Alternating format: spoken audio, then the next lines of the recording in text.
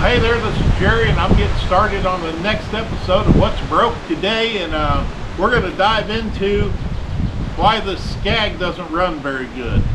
We're going to check the spark plugs, check compression, look at the carburetor, make sure it has good spark and all that fun stuff. Let me go get something to sit on and we'll get started taking out spark plugs. Okay, to get started, I got my compression gauge,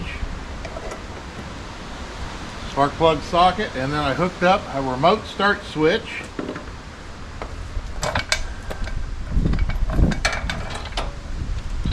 Oh, that's in the way, so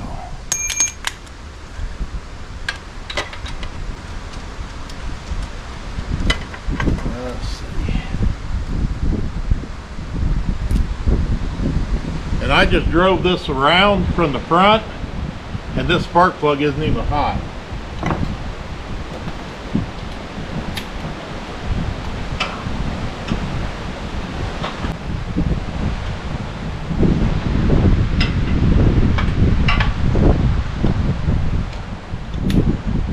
Well, yeah, this one is warmer, but maybe it did cool off that much. It didn't seem like it'd been that long since I drove it around. Now I'm going to throttle all the way up and choke all the way open. And I got the key shut off so I don't have to worry about it sparking.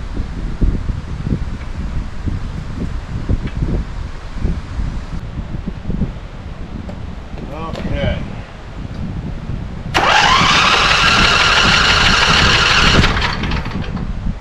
We're just a hair shy of 150.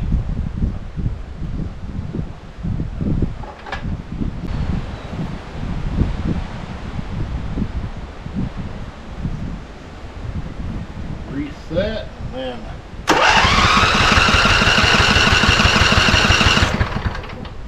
just a hair over 140, so probably about 7 or 8 pounds difference left to right. That back there.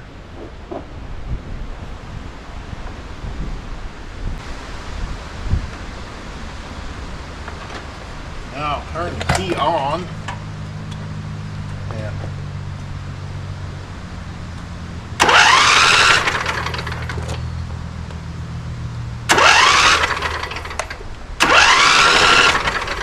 And both of them spark.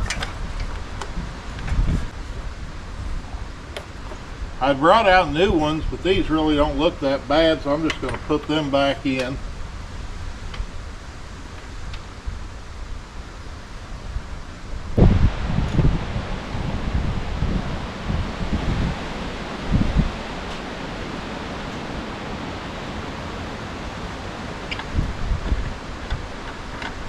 I'm looking while I'm taking this air cleaner off, and at the front on the left side, it sure was up awfully high.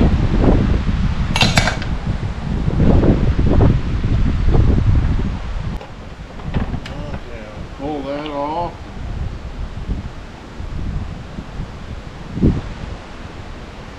There's dirt in here where there shouldn't be dirt. Almost bet that this thing, even though it's got a good crush, looks like on the gasket, but sure looks like it's been sucking dirt. Oh, let's see if we can get her started.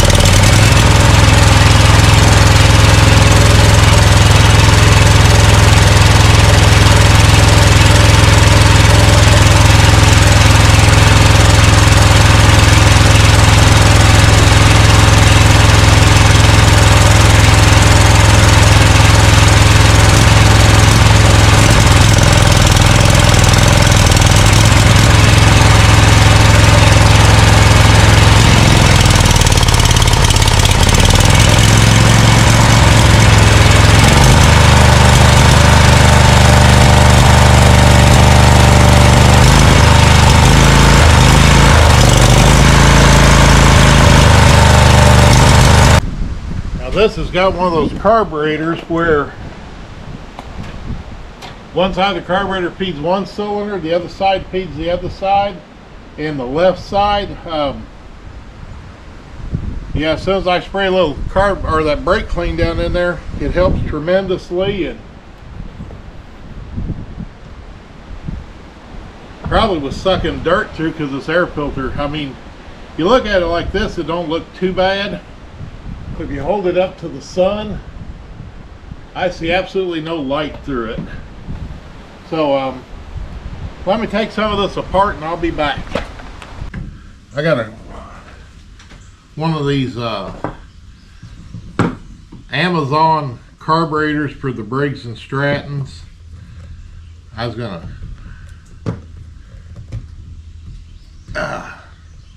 attempt to take it apart, and I was having trouble getting the screws loose. So, and usually these pliers work really well for that, but it's almost like they put these in with some red Loctite. There we go. I had this on another mower because somebody wanted to go cheap, and this ran better than their gummed up carburetor, but it still misfired really bad. And as expected, one of the jets fell out of the pickup tube, and I'm gonna guess it's because of those crazy little O-rings that are on those. Oh yeah, because I just see that slides up in there, those jets, and when those O-rings don't hold the jets in there tight, they suck extra fuel. And see, just bouncing this around a little, see how both of those now have fallen out. And I ordered online from a person. They had just the O-rings.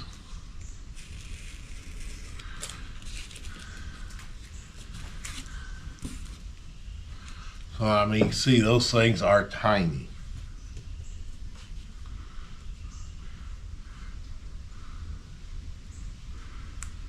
And you can buy just the O-rings from Briggs and Stratton, but you got to buy, they come with the jets already, and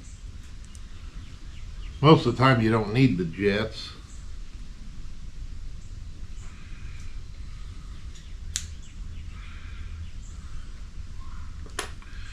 The tricky thing is they're so small and my hands are so big, they're hard to get off there.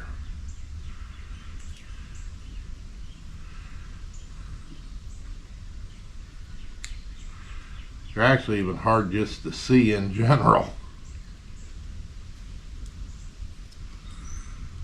But yeah, see, I started trying to peel these off, and they're brittle.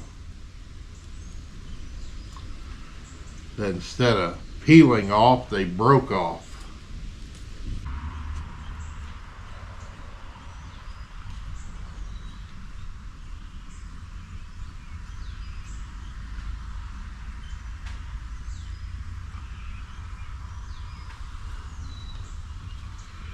That went a lot quicker and easier than I thought it would with my big fingers.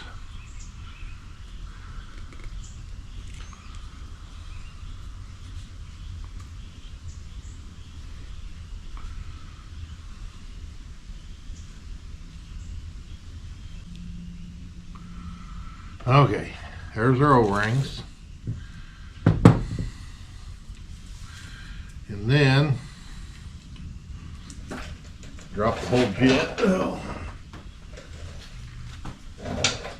I'm just going to get a little bit of spit on them and drop the jet down in there, and then use my screwdriver and push them down in the hole until it's warming up this morning and the roof of my carport's sweating and dripping on me. Okay, and seeing that keeps them up in there. The bowl gasket looks okay. Now let's pull it off there and drop it back down on there. Get it back in its groove. And of course, got to don't lose the O-ring that goes up on the inside there either. Because the only thing I see on this Amazon carburetor that I really like is the fact that we're on a Briggs Stratton original carburetor. This fuel solenoid, the tip of it that seals off the fuel when you shut the key off, is plastic on the Briggs Stratton, and it looked like metal on the end of this one. So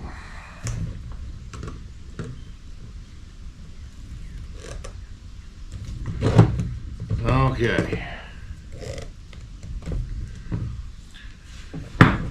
now we're going to put this on the Scag and see how it works. All right, and then I'm going to pull the 4 screws out of the air screen.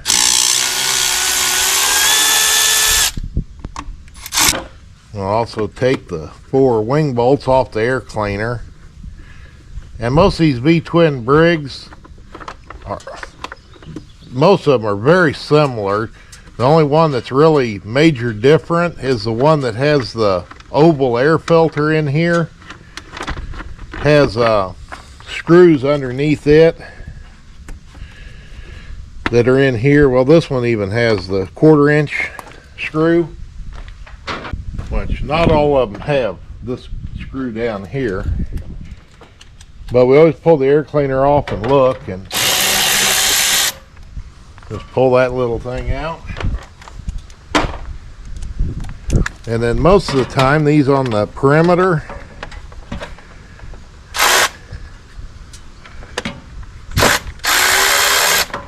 we just have to loosen them. We don't have to totally remove them. There's a total of 6. And then this plastic just slides right up off there, because slotted here, and then there's slots in this cover that line up with the air horn on the carburetor.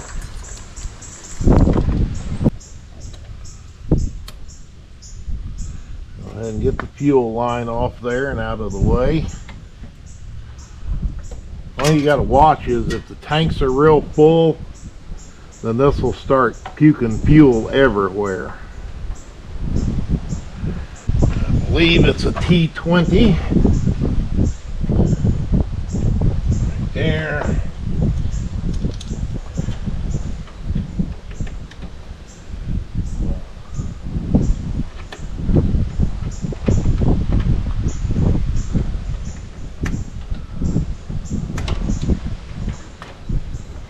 Choke cable out of the way. I gotta reach down here and unplug the wire off the carburetor, and then we can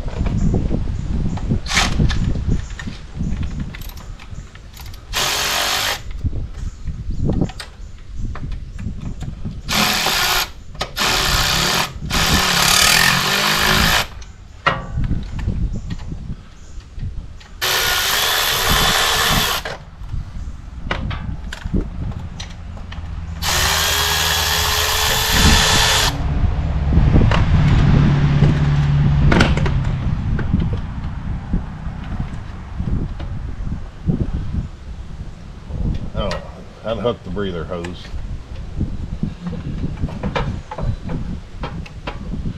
And where this is attached to the governor, just turn this sideways a little and wiggle it. That'll come out of there. We got the whole assembly. And then we're gonna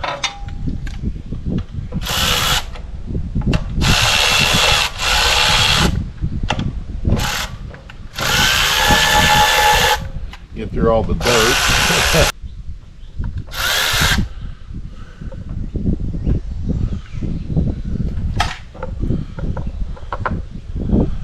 Slide that off. And now I've got the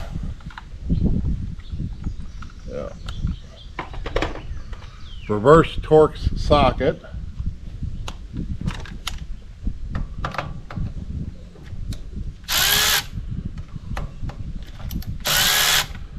Okay.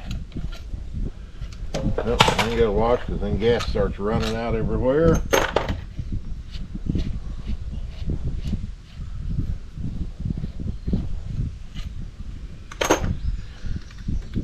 Pull that off and unhook the choke. I'll go grab a new gasket and wipe off the face of this just for the heck of it. And then our new gasket, if you look at these, it's wider and thinner, and the wide usually goes to the top.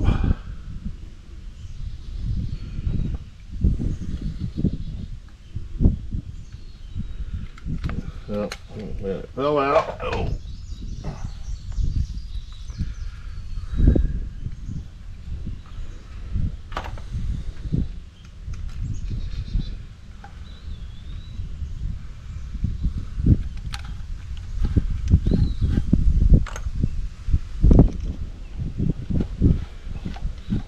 Get all these restarted. Now when you're tightening these back up, kind of want to be gentle because this intake manifold is plastic and we don't want to warp it. So I screw them in there by hand and then finish snugging them up with the motor.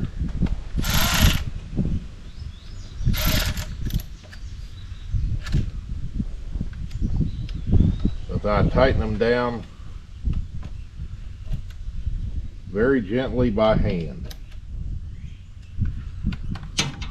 because if we warp that, we'll get an air leak in between. It's usually right here in the middle, and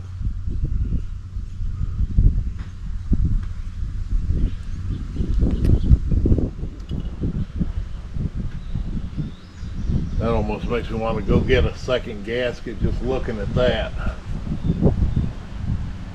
I think I'm going to double gasket this one just because it is warped a little. Yeah, because if it leaks around there, gets any kind of vacuum leak, it ain't going to run worth a dang. Slide it down in there carefully and then line up all the holes. Attempt to line up all the holes.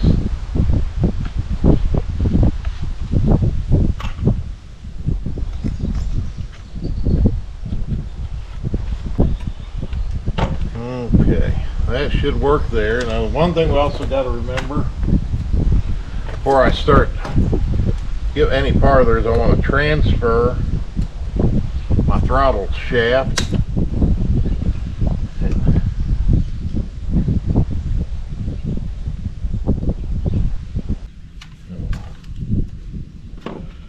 Swap the sockets back there, and I normally replace this gasket, but I don't have a new one. But I'm not even 100% sure this is going to run right, so we're just kind of experimenting right now, running a test, I guess. And then if it runs good, I'll give him the option of what he wants to do. If it doesn't run right, then I'll have to call and tell him he needs probably buy a new carburetor, because by the time I buy all the pieces from Briggs and Stratton to fix that old carburetor, and you add in all the labor, for this particular engine, it's not that much more to buy the carburetor and just have me swap it. So we'll start out, we'll hook our shaft up to our governor.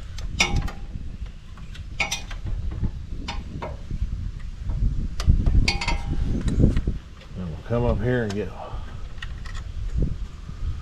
the top one started on both sides.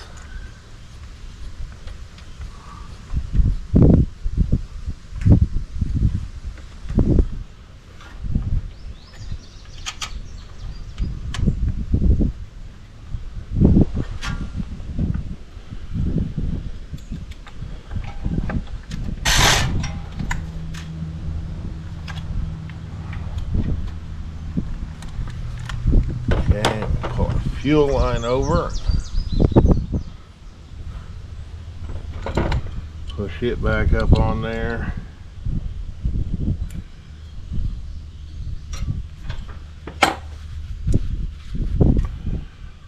Put our breather hose back in there, and it just is rubber and snaps in. Okay, let's make sure our solenoid clicks. And it does. Let's hook our choke up.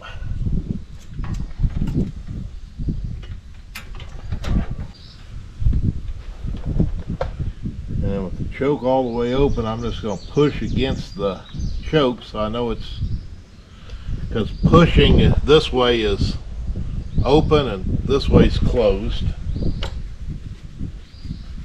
I have to crank this a little, get fuel up to the motor.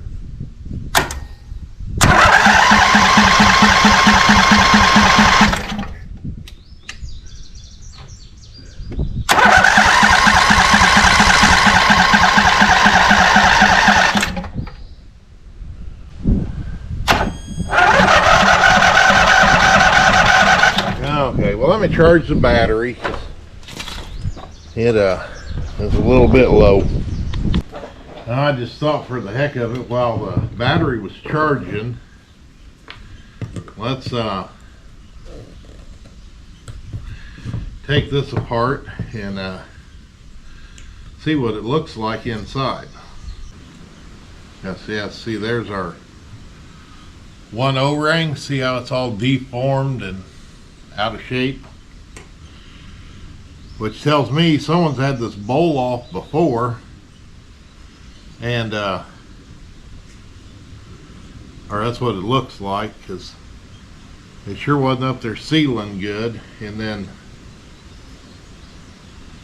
let's see, this is the throttle, so it means that was up there like that. Yep, and there we go. Our jet immediately fell out, and clean my hands, touching the outside of that.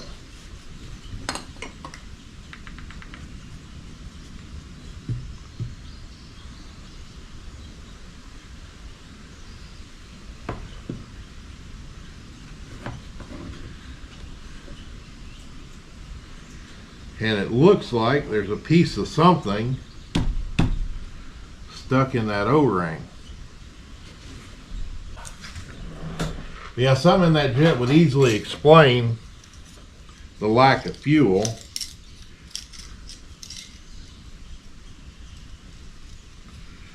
And of course, when it's not going through the jet, if it's leaking around that O-ring, then it really slouses our fuel mixture.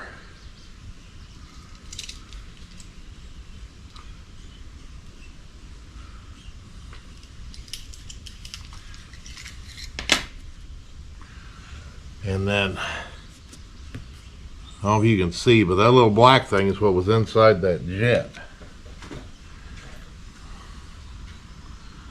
So,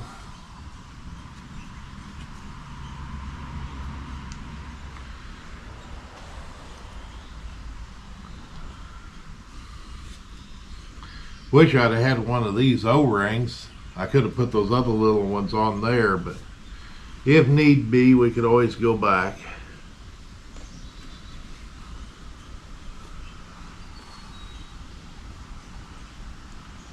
But I've always been trying to figure out, and the writing on these are so small that when you look up these jets, they actually have different part numbers. And you got 117 and 117A in the parts breakdown.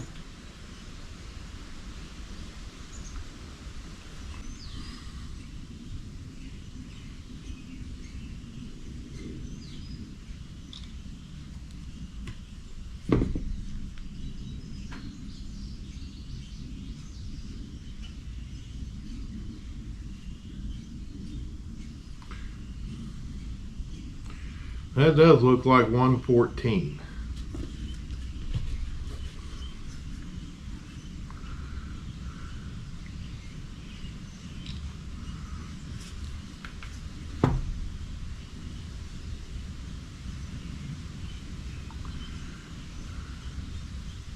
That looks like 111.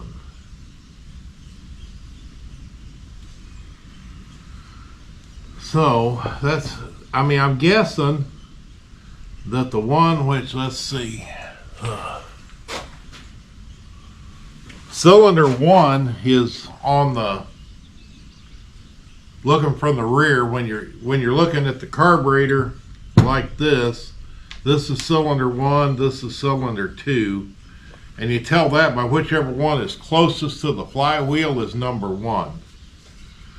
So it looks like we have probably a larger jet, and I don't have anything to really measure that, but I'll get that started. We'll see how it runs, and then I'll call him and give him some options. Well, I figured even if this doesn't run right, I'm gonna have to order parts to fix the other carburetor or get a new one. So I'm gonna put everything back together just so I didn't lose any bolts in case it rained. But let's go ahead and see. We'll set the choke, throttle it up just a little, and I've charged the battery for about 30 minutes.